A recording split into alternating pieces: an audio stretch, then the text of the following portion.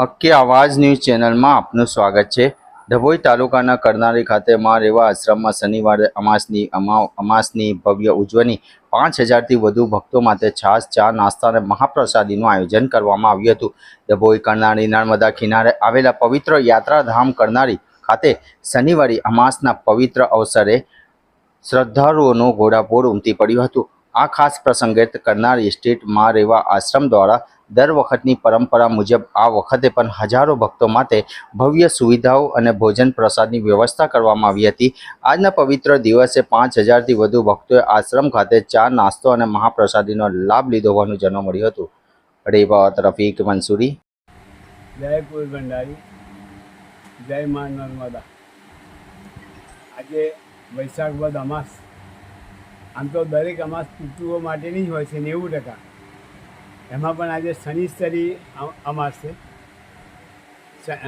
આ શનિવારની અમાસ જ્યારે હોય ત્યારે જેને સરસ્વતીની પનોતી ચાલતી હોય, જેને પિતૃદોષ હોય, એ તમામ જાતકો નર્મદા કિનારે સંગમે આવે છે।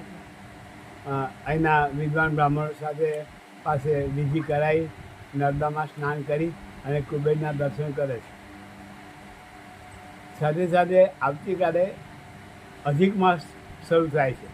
અધિક માસની અંદર પુરુષોત્તમ માસ કહેવાય એને, પણ એની અંદર એક વિશેષ વસ્તુ એ છે કે પહેલાં જે 10 દિવસ છે, પ્રથમ 10 દિવસ એ ગંગા દશહરા તરીકે છે, તે એ પ્રખ્યાત છે કે વર્ષની અંદર આ 10 દિવસ તમે હરિદ્વાર ના જઈ શકો, કાશી ના જઈ શકો, યા પ્રયાગરાજ ના જઈ શકો, ગંગા કિનારે ના જઈ શકો, એવા તમામ ભક્તો નર્મદા કિનારે ગંગા દશહરા ગંગાની પૂજા કરે છે। એ જ રીતના ગંગા દશહરામાં ના પર્વની અંદર નર્મદા માતાની પૂજા કરે અને માતાજીને નૈવેદ્ય સાડી ચડાવે, તો એ ગંગાના સ્નાન જેટલું જ પુણ્ય મળે છે।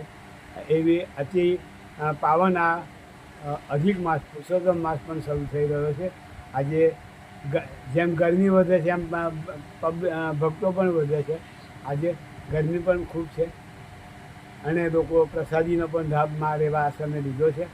આપ પણ જ્યારે અમાસ ભરવા આવો ત્યારે મા રેવા આશ્રમની મુલાકાત લેજો અને ભંડારાનો પ્રસાદ લેજો, હરિહર કરજો। નર્મદા માતા સર્વને સુખી રાખે। જય કુબેર, જય કુબેર, જય કુબેર।